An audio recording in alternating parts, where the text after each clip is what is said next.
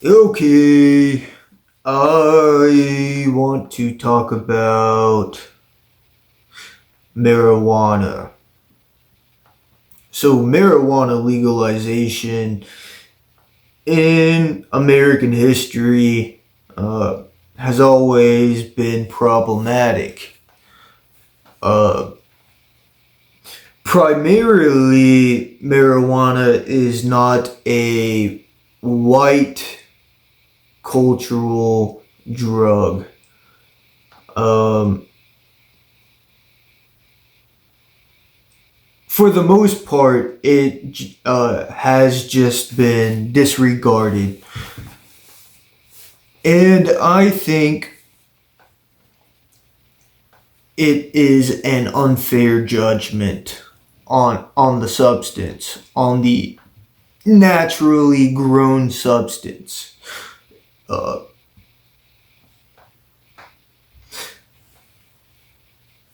so I am aware that there is a race bias to this drug, and I think it's unfair. So historically, the green has gotten a bad rap because it was associated with other races. Even though something like opium was widely accepted in white culture historically, like from the China trade, the Silk Road, the Marco Polo times. Uh, but marijuana has had a different story from its inception. Um, so I want to go way back because I kind of want to tie it into the Bible. At least I want to get a biblical view of marijuana by the end of this video, even if it might not be so conclusive. Um, I say a lot. I'll try to stop.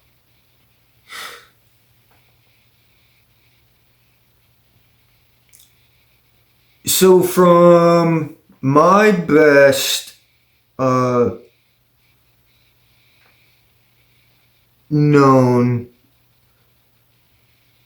re- uh, research, marijuana probably originated from the earliest that we know, originated in like the Hindu Kush region. That's where it gets the name Kush, and it is a popular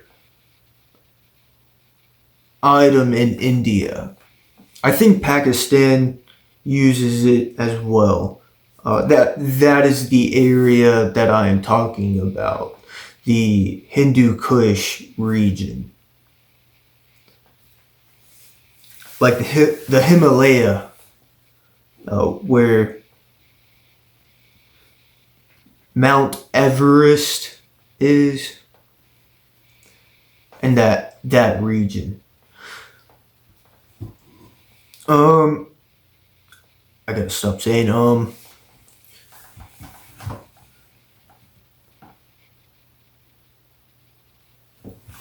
and it is used as a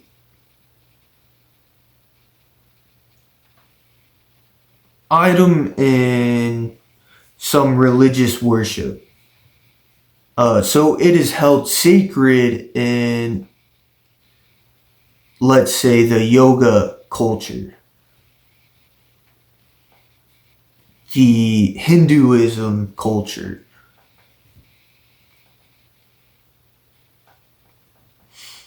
and they use it for their gods. Okay, uh, it is used in it is used in Shiva worship, essentially. And they don't really tell you to smoke marijuana or do the green. It's not necessarily an encouraged thing, but it is a well-known practice. Now, I don't believe in worshiping Shiva personally. I believe in Jesus Christ and the Holy Spirit and the Father. It is something I am well researched in Hindu culture.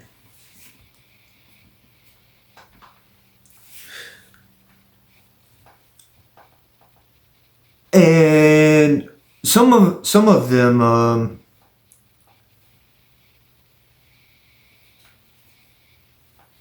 like some of the local language, like the local terminology in that culture for marijuana would be something like the name of balm, like lip balm, BALM.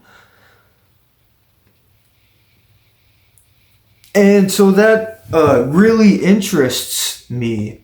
If we are talking about cultural views in terms of religion, right? And so now, if we look at the Bible, I know that there are terms of using the balm of Gilead to cure pain. And it makes me question whether or not if some of the balm used in the Bible and or any of the herbs or oils like incense was ever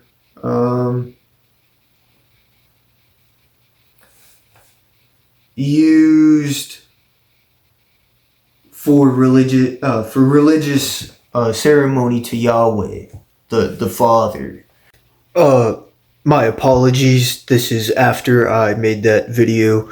I would like to clarify that if marijuana was ever included in any of the religious ceremonies involving balm, incense, or oils. The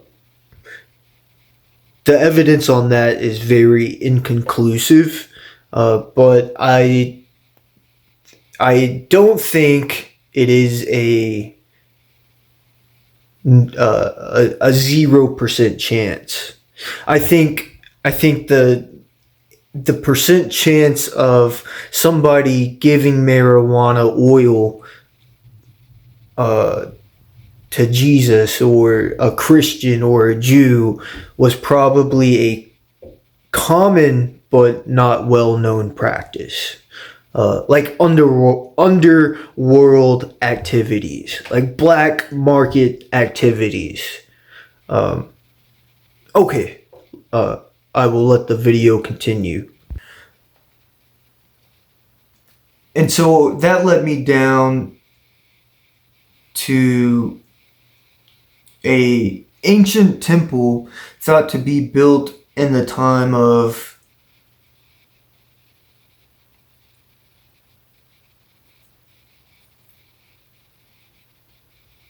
Solomon, where it is believed that they used marijuana as an incense.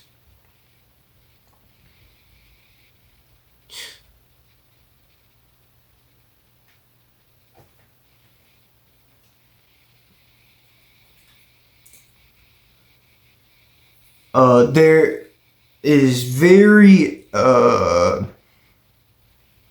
solid evidence of this in one temple, but this temple was thought to be a temple for not only Yahweh, but another unknown God.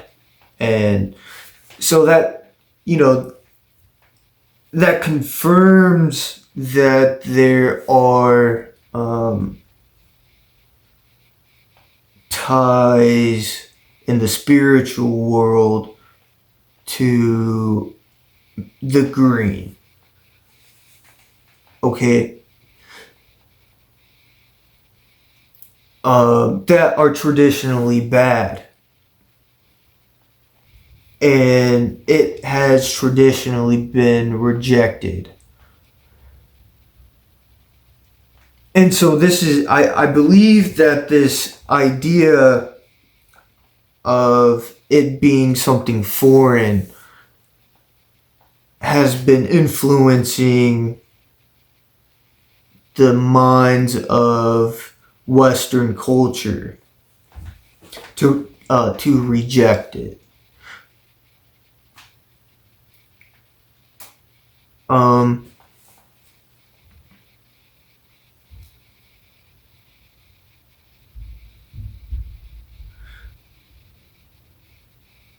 Now, I am not denying. So that is where the roots, as far deep as I can find it, come from. Of a unknowing of what the green is.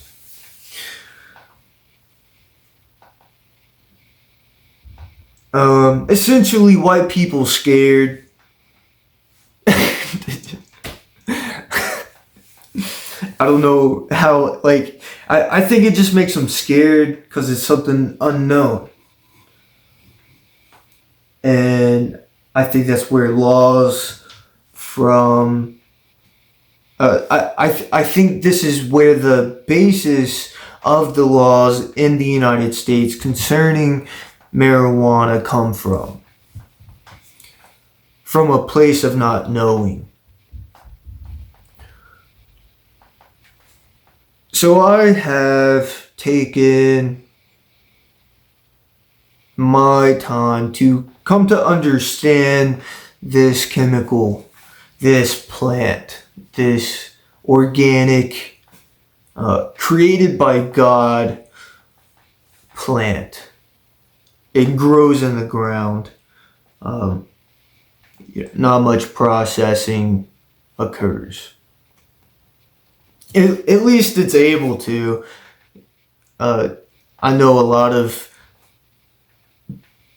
bad organizations use sketchy chemicals in these plants nowadays to make more of a profit monetarily, making it more dangerous to buy it on the street because you don't know what's on it. Sketchy. I think marijuana grown organically would be a form of harm reduction.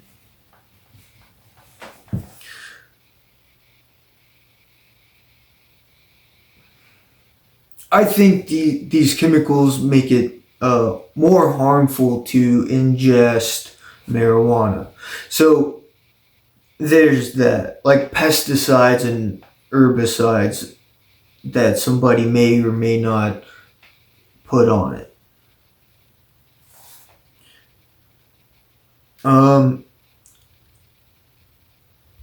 Now that is something to be concerned about. If products like that are getting into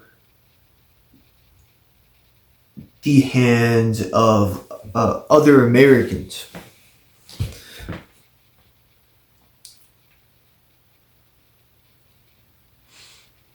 So bad business practices ruin something that could possibly be beneficial for somebody. I do think marijuana has its benefits and it has its side effects, its downsides.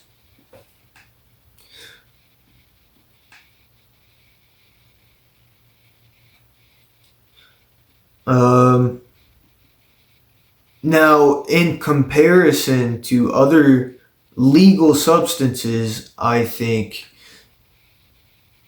it is way less harmful than already legal substances such as alcohol already in the market.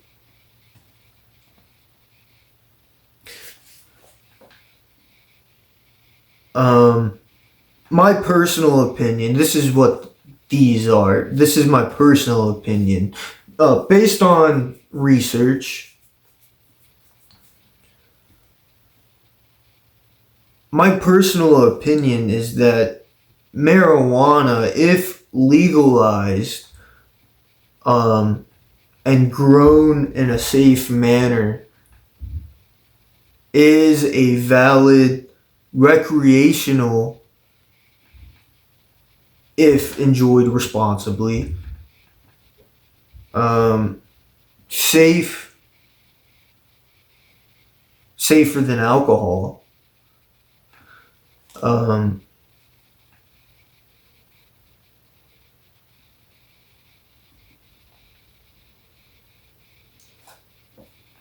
Drug that should be available. Now, why do I think this? I have studied chemistry and biology and biochemistry and physics, and so I have come to a well-rounded understanding of what this substance is. It is a natural substance, and it is a fatty acid. Um, if you don't know what a fatty acid is, that's okay. You don't need to know what a fatty acid is. Just know that fatty acids are a major component of the cell wall. I say the cell wall, it's a membrane. Um, a fatty acid is made up of fat, like literal fat, a lipid. That's another name for fat.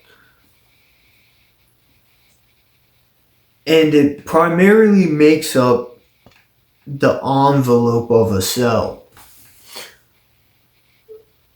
Like any barrier in water uh, is primarily made up of fat for living cells.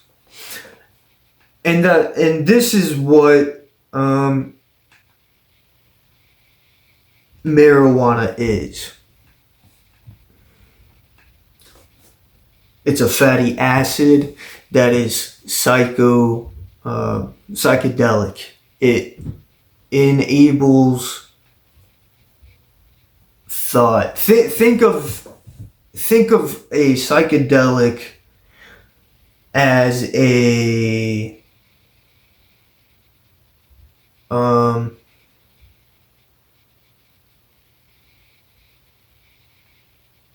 stimulant, a diet stimulant, right? It's a diet stimulant. I think that is a very good way to describe marijuana. Much like caffeine, but I believe marijuana has a stronger effect than caffeine, and it can have sort of a sedative effect, anti-anxiety effect, a focusing effect. It allows you to have more focus without the extremely nasty side effects of something like amphetamine, like Ritalin. So I think it is like one step below. I say step, a tier. Let's call it a tier. I would classify one or two. One step below Ritalin might be alcohol, but I would put this under alcohol. I would put it in the category of nicotine. Maybe a little bit more than nicotine, but pretty much even. And in some cases, I would put it less than nicotine.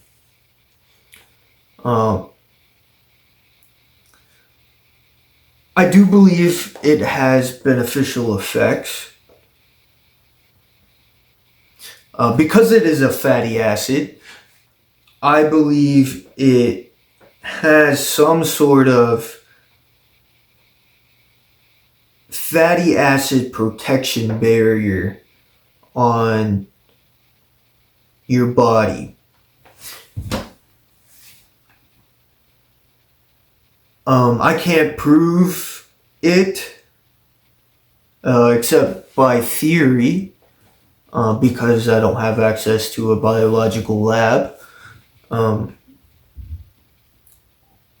But my theory is that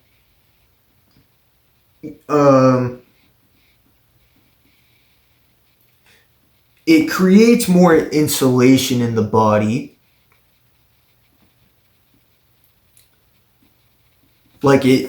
Because it is a fatty acid, you're putting that into the body, and it has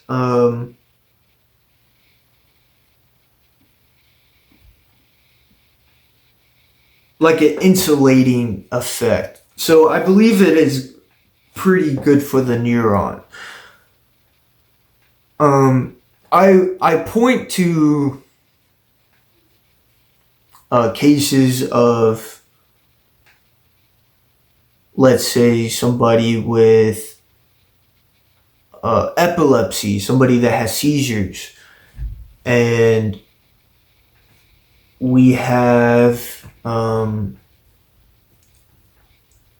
complete reduction in the instances of seizures in people that use marijuana to treat their epileptic seizures.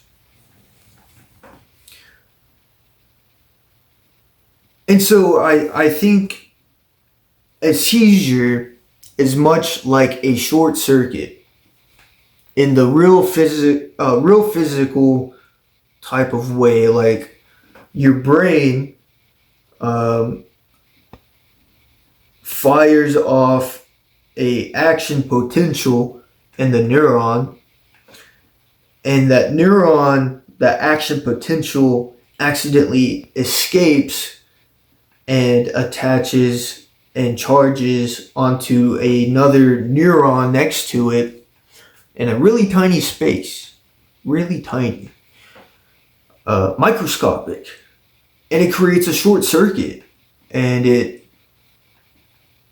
comes down to an issue of insulation. So if you have two exposed wires and you touch them, they're going to arc, right? And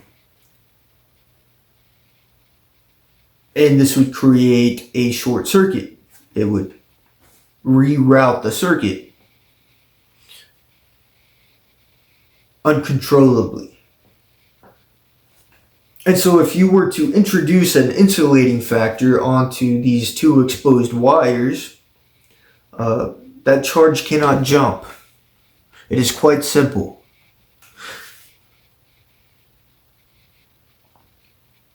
And so I think this has an insulating effect on neurons, essentially. Somebody that struggles with some part of the myelin sheath. I think marijuana is a very good use of a fatty acid to actually have some sort of protective insulating barrier for people that struggle with neuronal degeneration.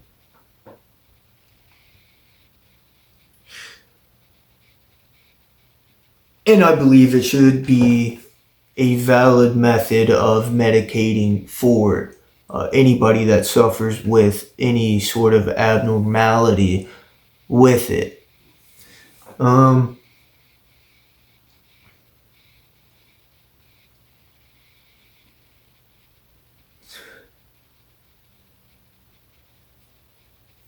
Now, the second part, I would like of my known research, I would like to compare it to the mental health industry's solution of something like Xanax or Klonopin, benzodiazepine, as a form of treatment for mental health issues. First off, I do not think it should be a first resort to mental health issues. Marijuana. I do not think it should be a first resort.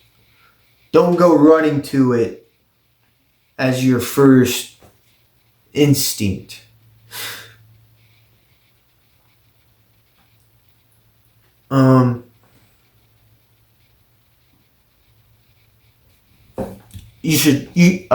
I think you should consult a doctor. I am not a licensed doctor.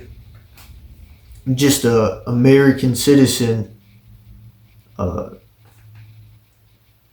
has done research.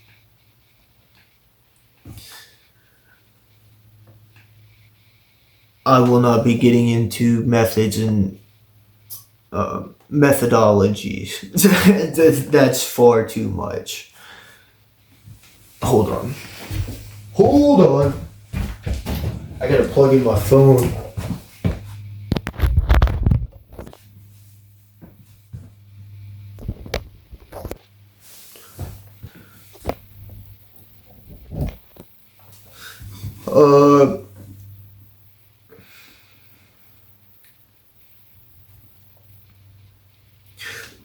So I do think it has a beneficial healing effect for mental health sufferers, somebody that suffers with poor mental health. I think it is a good tool in the amount of tools that you have, but it shouldn't be the first resort thing that you run to for an answer. I don't think it is the answer, but I think it does help in recovering from mental health issues.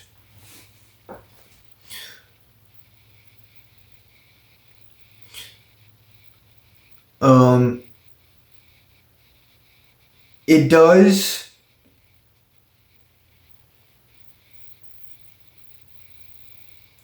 have mental health benefits, is what I'm basically saying.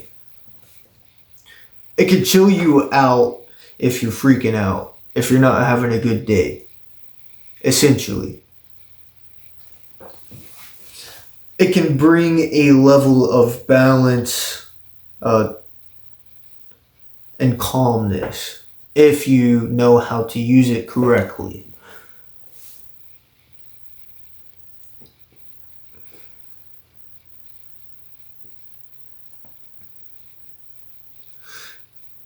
Um, I do think it should be used in mental health medicine. I think that is a valid use, such as something like anxiety or anything like that. Um,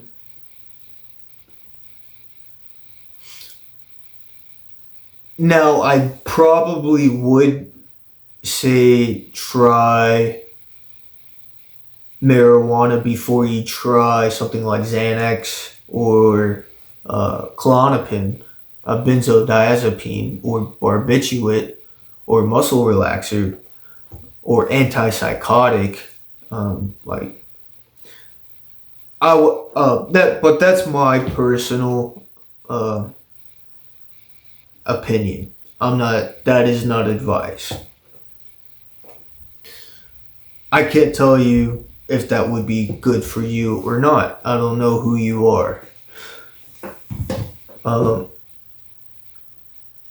it. I would like in a tier list. I would put like amphetamine, the barbiturate, muscle relaxer, and uh, benzodiazepine, like all in that very top level category of don't just don't. Uh, it's very these substances are very hard to get off of once you have made your life more stable. Um, Whereas something like marijuana is not chemically uh, making somebody dependent. It does have behavioral associations, but you know, what basically there's not a very hard withdrawal process whenever it comes to marijuana. It's pretty easy to get off of marijuana.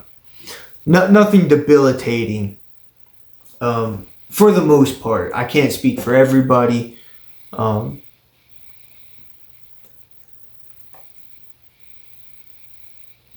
for the most part, it is very easy to stop marijuana use if you need to. It's not a big, long, drawn out tapering of doses until you get off of it. This is how safe the substance is. You know, you're not. It's not going to potentially kill somebody to not to if they need to get off of marijuana. Whereas something like alcohol even has this very nasty side effect. If you've ever met an alcoholic, they can't stop drinking or they die. Their body is physically dependent upon alcohol at a certain point, and their body starts shutting down if they do not consume the alcohol, right? And so if something like that is legal and marijuana is maybe one or two steps down below alcohol in terms of how harmful it is. You know, I think there needs to be some reconsideration on its legality.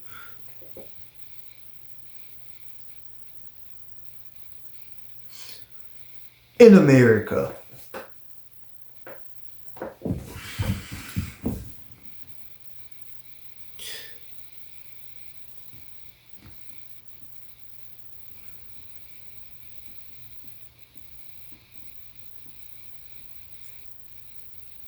Basically, my argument is if we are giving kids amphetamines and we're locking grown men up in prison for 20-25 years because they have a little marijuana, I think there's an imbalance of judgment. I think something's not fair in this process in terms of its legality and safety.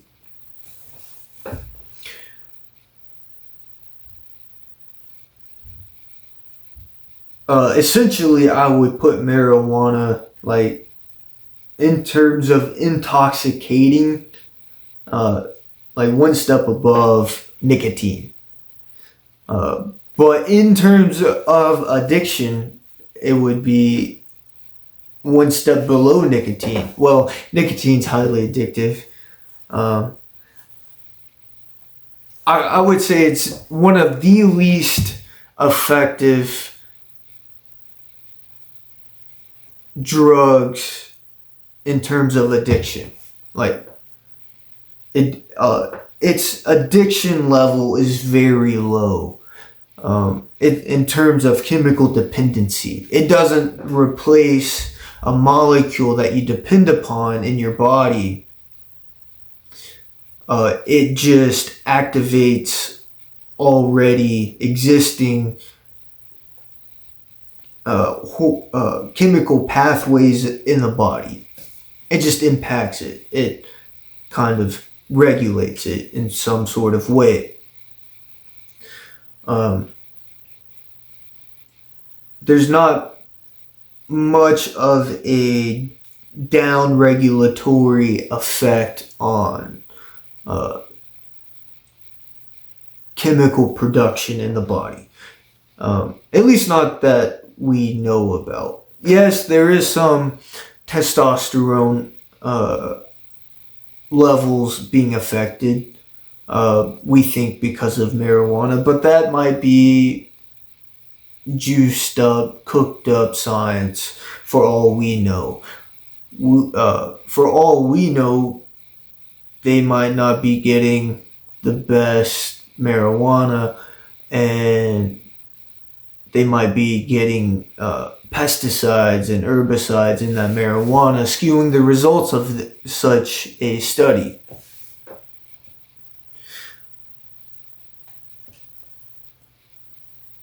Very little research has been done on marijuana, and the researches that have been done are highly suspect, in my opinion.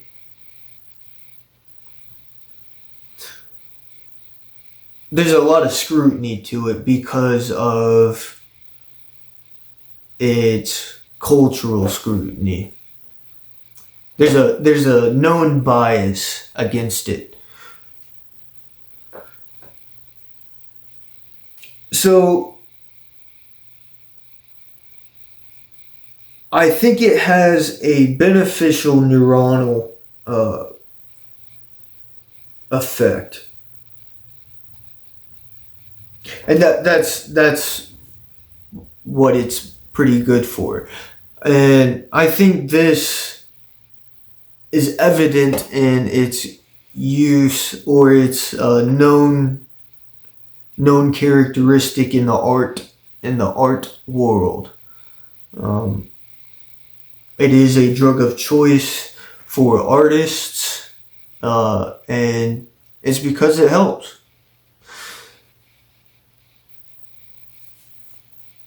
And I think it helps in a better way than something like amphetamine would help. It's a different type of focus. It's a healthier focus. Um,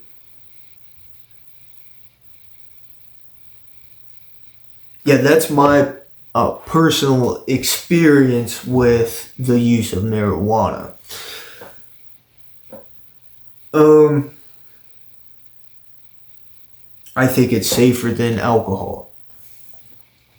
Now, it does have some nasty side effects. Now, it's probably not good for your blood flow. It is a fatty acid, and for the most part, we know that if too much fat is in your veins, it kind of clogs it up. Like this is why doctors check your cholesterol levels, because cholesterol is sort of a fat.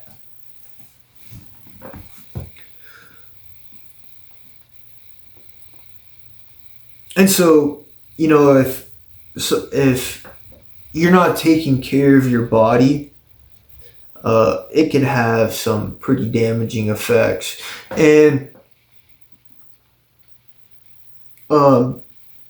certain methods of consuming marijuana has more dangers associated with it than others. Like edibles probably are a safer method than any type of inhalation method of marijuana. Safer. But eating marijuana will make the effect last at least 2 times as long. So instead of a 4-hour effect, there would be maybe a 8 to 12-hour effect, depending how much you take. And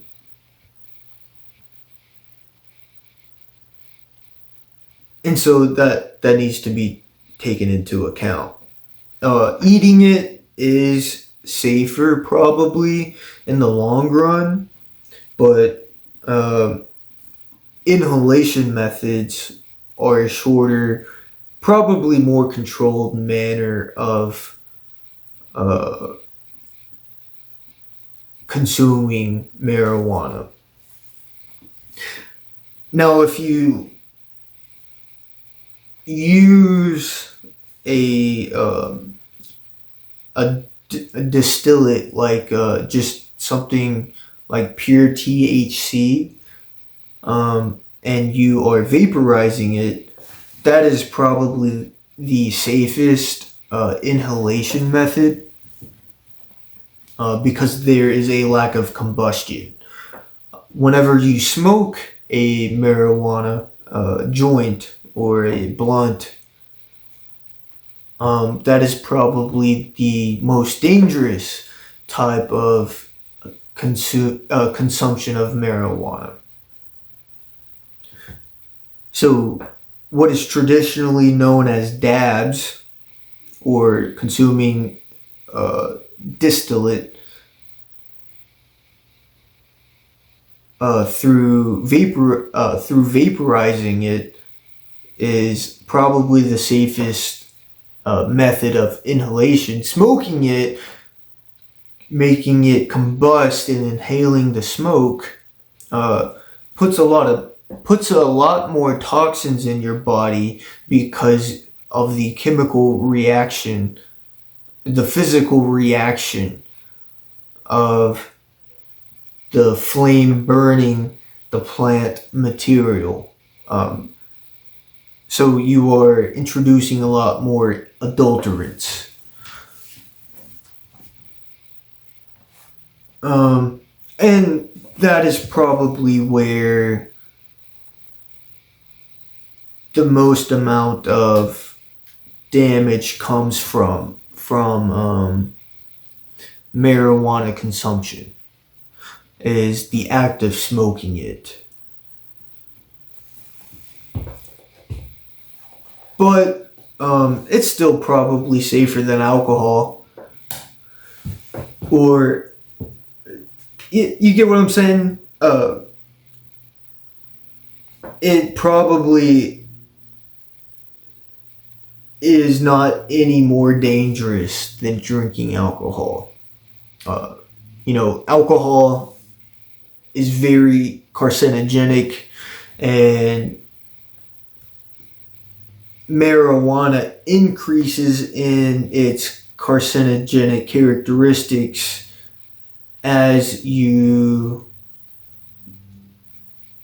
move towards combustion in marijuana.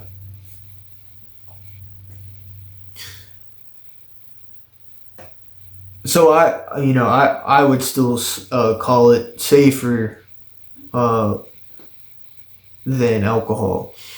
Now, marijuana doesn't have really an intoxicating effect. It has more of a euphoric effect without loss of motor control and loss of judgment. In fact, I think its psycho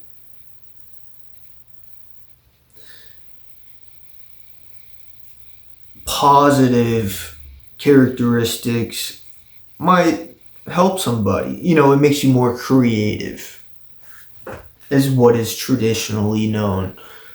But I think it has real psychopositive characteristics that, if used responsibly, is good.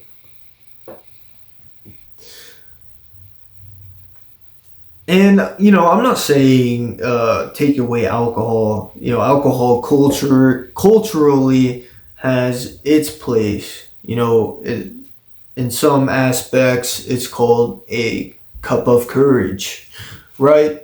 You know what I mean? The Bible says wine gladdens life, right? So it should just be up to discretion of the person, ultimately, in the secular world. Uh, does that make sense? I don't think scientifically in the 3D world uh, that marijuana should be illegal recreationally and or medically. We're giving kids Ritalin, okay?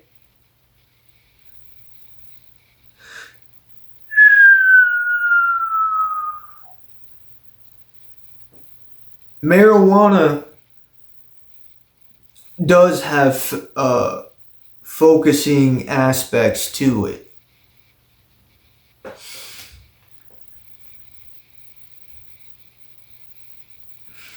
I don't know.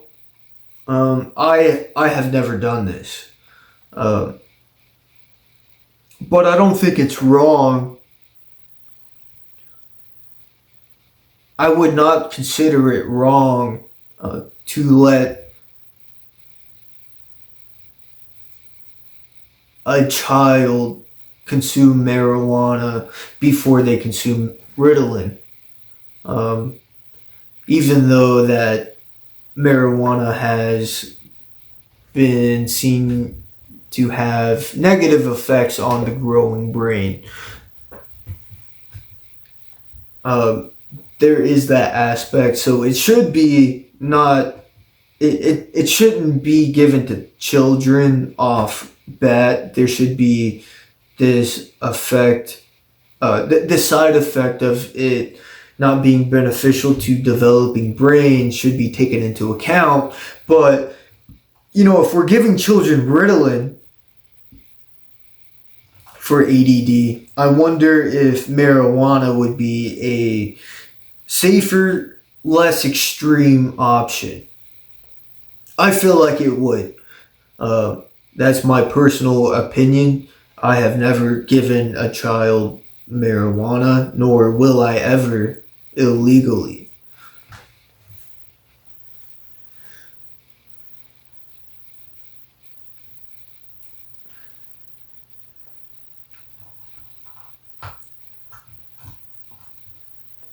I am just trying to put into perspective of what I see as kind of silly. It's kind of silly that we would give them Ritalin and demonize marijuana.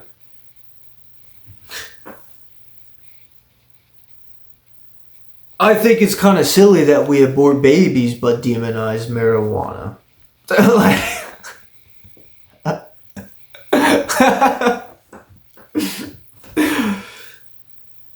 Now I think that's silly.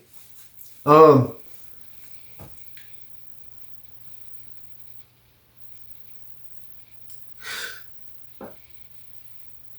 yeah, I have found uh multiple benefits from using marijuana responsibly.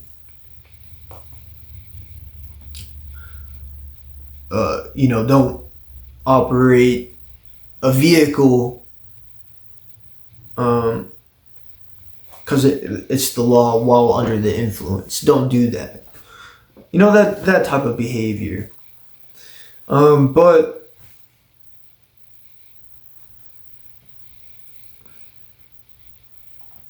yeah, I think marijuana gets a bad rap because it has bad cultural history. And I would like to address that. The Bible talks about multiple things. I will hit multiple subjects here. In terms of the cultural history, it seems like it's been this fringe thing in white history. Like it has been noted in the ancient world as being there. Um, like if you go look at ancient historical sites, marijuana was in the Western world, in the Jewish world, but there's not many writings on it that we know about. But it was there. So it has been this consistent fringe drug that has been known about, but just demonized because of its associations with other gods.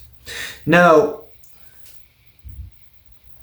I commented on something that would be anciently historically known as balm, right? So, countries trade, it gets around.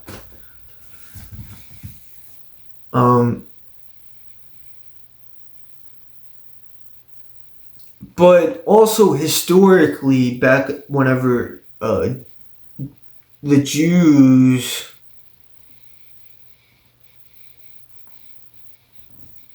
were, thriving in their kingdoms in history, there was a man named Jesus,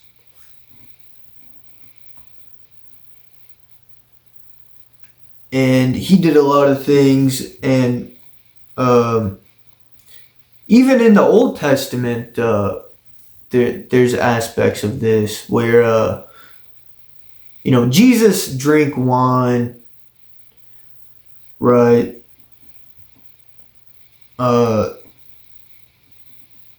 There's regards to alcohol as having beneficial effects, which I think it does have some beneficial effects through the fermentation process. I do think it has gut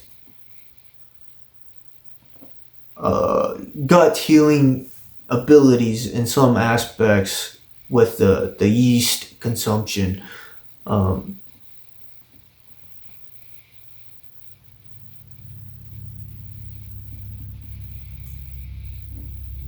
And so I think that marijuana